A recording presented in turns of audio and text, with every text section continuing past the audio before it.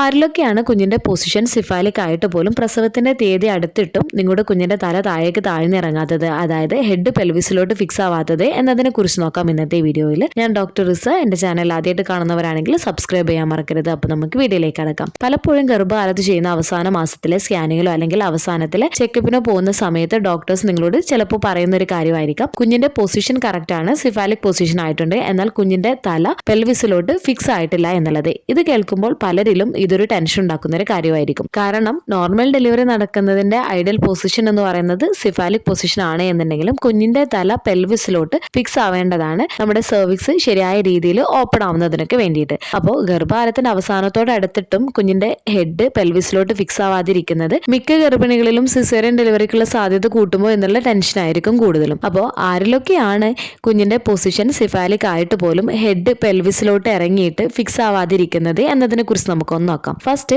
പെൽവിസിന്റെ shape and size ആണ്. ഓരോ ഗർഭിണിയുടെയും പെൽവിസിന്റെ ഘടന എന്ന് പറയുന്നത് വ്യത്യാസം ഉണ്ടാക്കുന്നതാണ്. അതുകൊണ്ട് തന്നെ പെൽവിസ് നല്ല വിശാലമായിട്ടാണ് അല്ലെങ്കിൽ പെൽവിസ് ഇടുങ്ങിയതാണ് എന്നുണ്ടെങ്കിൽ കുഞ്ഞിന്റെ തല പെൽവിസിലോട്ട് താഴ്ന്നിറങ്ങുന്നതിനെ അത് താമസിപ്പിച്ചേക്കാം. പലപ്പോഴും സങ്കോചങ്ങൾ തല താഴേക്ക് നയിക്കാൻ സഹായിക്കുന്നത് വരെ പൂർണ്ണമായ ഇടപെടൽ വൈകിപ്പിക്കുകയും ചെയ്യുന്നതാണ്. അപ്പോൾ നിങ്ങളുടെ പെൽവിസിന്റെ ആകൃതിയും ഓറിയന്റേഷനും ഇടപെടൽ എപ്പോൾ എങ്ങനെ സംഭവിക്കുന്നു എന്നതിനെ സ്വാധീനിക്കുന്ന ഒരു കാര്യമാണ്. സെക്കൻഡ്, ടൈമിംഗ് ഓഫ് എൻഗേജ്മെന്റ് ആണ്. ഫസ്റ്റ് പ്രഗ്നൻസി ഒക്കെ ആണ് എന്നുണ്ടെങ്കിൽ ചില ഗർഭിണികളിൽ പ്രസവം ആരംഭിക്കുന്നത് വരെ കുഞ്ഞിന്റെ തല പൂർണ്ണമായിട്ട് ഇടുപ്പിലോട്ട് ഇറങ്ങിയിട്ട് ഫിക്സ് ആവണമെന്നില്ല. ഈ ഒരു ഹെഡ് എൻഗേജ്ഡ് ആവുക എന്ന് പറഞ്ഞാൽ നിങ്ങളുടെ കുഞ്ഞിന്റെ തലയുടെ വീതിയേറിയ ഭാഗം പെൽവിക് ഇൻലെറ്റിലൂടെ കടന്നു പോകുന്ന പ്രക്രിയയാണ്. ചില ഗർഭിണികൾക്ക് ചില സന്ദർഭങ്ങളിൽ പ്രസവത്തിന് തൊട്ടു മുമ്പുള്ള 1-2 ആഴ്ച മുൻപ് തന്നെ കുഞ്ഞിന്റെ ഹെഡ് പതിയെ താഴ്ന്നിറങ്ങുകയും ചെയ്യാറുണ്ട്. സാധാരണയായിട്ട് ഫസ്റ്റ് പ്രഗ്നൻസി ഒക്കെ ആണ് എന്നുണ്ടെങ്കിൽ ഒരു 36 വീക്സ് ടു 38 വീക്സിന്റെ ഉള്ളിലായിട്ട്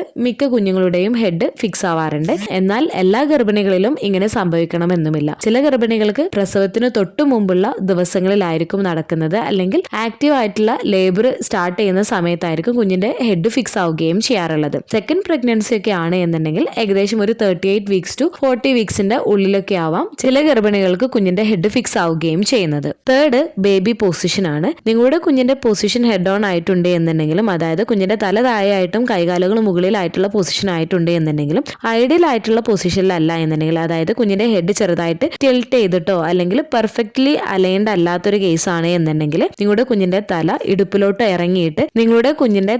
ഇടുപ്പിലോട്ട് ഇറങ്ങി ഡീപ്പായിട്ട് അത് ഹെഡ് ഫിക്സ് ആവുന്നതിനെ അത് താമസിപ്പിക്കുന്നതിന് കാരണമാകുന്നതാണ്. ഫോർത്ത്, അമ്നിയോട്ടിക് ഫ്ലൂയിഡ് ലെവലാണ്. നിങ്ങളുടെ കുഞ്ഞ് കിടക്കുന്ന ഫ്ലൂയിഡിന്റെ അളവ് നല്ല കൂടുതലൊക്കെയാണ് എന്നുണ്ടെങ്കിൽ കുഞ്ഞിന് മൂവ് ചെയ്യാനുള്ള സ്പേസ് കൂടുതലായിരിക്കും. ഈ ഒരു സമയത്ത് നിങ്ങളുടെ കുഞ്ഞിന്റെ പൊസിഷൻ സിഫാലിക് ആണ് എന്നുണ്ടെങ്കിലും വീണ്ടും ചിലപ്പോൾ കുഞ്ഞിന്റെ പൊസിഷൻ ചേഞ്ച് ചെയ്തേക്കാം. പ്രത്യേകിച്ച് ഏർലി സ്റ്റേജിലൊക്കെ ആണ് എന്നുണ്ടെങ്കിൽ കുഞ്ഞിന്റെ ഹെഡ് ഇടുപ്പിലോട്ട് ഇറങ്ങിയിട്ട് ഫിക്സ് ആവണമെന്നില്ല, അമ്നിയോട്ടിക് ഫ്ലൂയിഡിന്റെ അളവ് നല്ല കൂടുതലൊക്കെ ആയിട്ടുള്ളവരാണ് എന്നുണ്ടെങ്കിൽ. ചിലരോടൊക്കെ ഡോക്ടേഴ്സ് കുഞ്ഞിന്റെ ഹെഡ് ഫ്ലോട്ടിംഗ് ആയിട്ടാണ് കിടക്കുന്നത് എന്നൊക്കെ പറയാറുണ്ട്. ഇത് ഹെഡ് ഫിക്സ് ആയിട്ടില്ല എന്നുള്ളതിനെ സൂചിപ്പിക്കുന്ന ഒരു കാര്യമാണ്. പ്രത്യേകിച്ച് അമ്നിയോട്ടിക് ഫ്ലൂയിഡിന്റെ അളവൊക്കെ കൂടുതലുള്ളവരോട് ഇങ്ങനെ പറയുകയും ചെയ്യാറുണ്ട്. Fifth, monitoring and decision making four delivery ആണ്. റെഗുലർ ആയിട്ടുള്ള പ്രീനാറ്റൽ ചെക്കപ്പിൽ അല്ലെങ്കിൽ അൾട്രാസൗണ്ട് സ്കാനിങ്ങിൽ നിങ്ങളുടെ ഡോക്ടേഴ്സ് നിങ്ങളുടെ കുഞ്ഞിന്റെ പൊസിഷനും നിങ്ങളുടെ കുഞ്ഞ് ഇടുപ്പിലോട്ട് ഇറങ്ങുന്നതിന്റെ പ്രോസസ്സ് നോർമലി ആയിട്ട് നടക്കുന്നുണ്ടോ എന്നുള്ളത് ചെക്ക് ചെയ്യുന്നതാണ്. പ്രത്യേകിച്ച് സിഫാലോ പെൽവിക് ഡിസ്പ്രൊപ്പോർഷൻ ഒക്കെ ഉണ്ടോ എന്നുള്ളത് ഈ ഒരു അവസാന മാസങ്ങളിൽ ഡോക്ടേഴ്സ് ചെക്ക് ചെയ്യുന്നതാണ്. അതായത്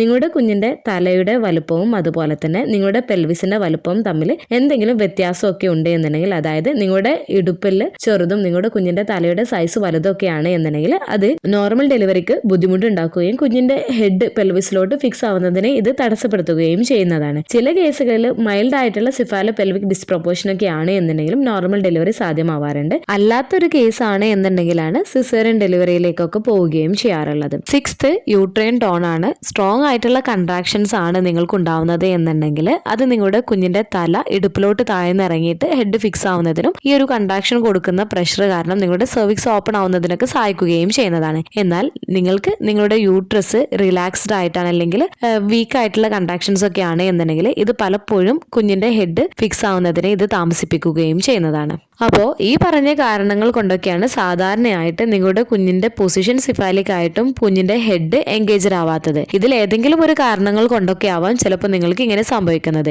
ഇനി നിങ്ങളുടെ കുഞ്ഞിന്റെ പൊസിഷന്, അതായത് പ്രസവത്തിന് ഡേറ്റ് എടുത്തിട്ട് പോലും കുഞ്ഞിന്റെ ഹെഡ് എൻഗേജഡ് ആയിട്ടില്ല എന്നുണ്ടെങ്കിൽ സിസേറിയൻ ഡെലിവറിക്ക് കാരണമാകുമോ എന്നതിനെ കുറിച്ച് നമുക്ക് ഒന്ന് നോക്കാം. ഡേറ്റ് എടുത്തിട്ടും നിങ്ങളുടെ കുഞ്ഞിന്റെ ഹെഡ് ഫിക്സ് ആയിട്ടില്ല എന്ന് വിചാരിച്ചിട്ട് മാത്രം നിങ്ങൾക്ക് സിസേറിയൻ ഡെലിവറി ആവുന്നതല്ല. സാധാരണയായിട്ട് ചില ഗർഭിണികൾക്ക് പ്രസവം ആരംഭിക്കുന്ന സമയത്തായിരിക്കും കുഞ്ഞിന്റെ ഹെഡ് ഫിക്സ് ആവുന്നത്. മറ്റു ചിലർക്ക് കുറച്ച് നേരത്തെ സംഭവിക്കുകയാണ് എന്നുണ്ടെങ്കിലും എല്ലാവരിലും ഒരുപോലെ തന്നെ ആവണമെന്നില്ല. അതിനാൽ നിങ്ങൾ കൂടുതൽ ടെൻഷൻ ആവേണ്ടതില്ല. കുഞ്ഞിന്റെ ഹെഡ് ഫിക്സ് ആയിട്ടില്ല എന്ന് വിചാരിച്ചിട്ട്, പ്രത്യേകിച്ച് നിങ്ങളുടെ കുഞ്ഞിന്റെ സൈസിൽ പ്രശ്നമൊന്നുമില്ല, നിങ്ങളുടെ പെൽവിസിലെ സൈസിലൊന്നും പ്രശ്നമൊന്നുമില്ല എന്ന് പറയുകയാണ് എന്നുണ്ടെങ്കിൽ നോർമൽ ഡെലിവറി സാധ്യത കൂടുതൽ തന്നെയായിരിക്കും നിങ്ങൾക്ക്. ഈ ഒരു സമയത്ത് നിങ്ങളുടെ കുഞ്ഞിന്റെ ഹെഡ് ഫിക്സ് ആയിട്ടില്ല എന്നുണ്ടെങ്കിൽ നമുക്ക് കുഞ്ഞിന്റെ ഹെഡ് ഫിക്സ് ആവാൻ ചെയ്യാൻ പറ്റുന്ന ചില കാര്യങ്ങളുണ്ട്.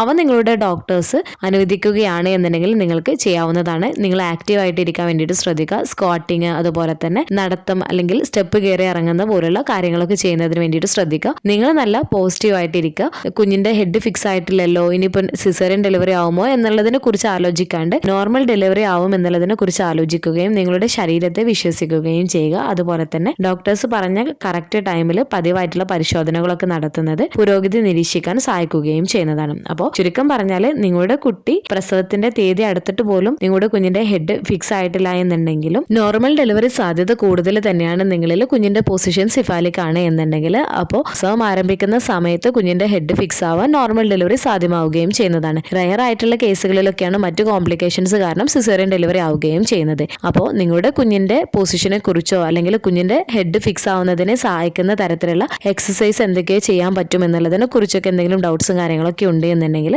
നിങ്ങൾ കാണിക്കുന്ന ഡോക്ടറോട് ചോദിച്ച് മനസ്സിലാക്കുന്നതിനൊക്കെ വേണ്ടിയിട്ടും ഡോക്ടേഴ്സ് പറഞ്ഞ കാര്യങ്ങളൊക്കെ ശ്രദ്ധിക്കുന്നതിന് വേണ്ടിയിട്ടും ശ്രദ്ധിക്കുക. ഈ ഒരു വീഡിയോ നിങ്ങൾക്ക് യൂസ്ഫുൾ ആയിട്ട് തോന്നിയിട്ടുണ്ടെങ്കിൽ മറ്റുള്ളവർക്കും കൂടെ ഷെയർ ചെയ്ത് കൊടുക്കുക. എന്തെങ്കിലും ഡൗട്ട്സും കാര്യങ്ങളൊക്കെ ഉണ്ടെന്നുണ്ടെങ്കിൽ കമന്റ് ആയിട്ട് ചോദിക്കാവുന്നതാണ്. അടുത്തൊരു വീഡിയോയിൽ കാണുന്നത് വരെ ബൈ.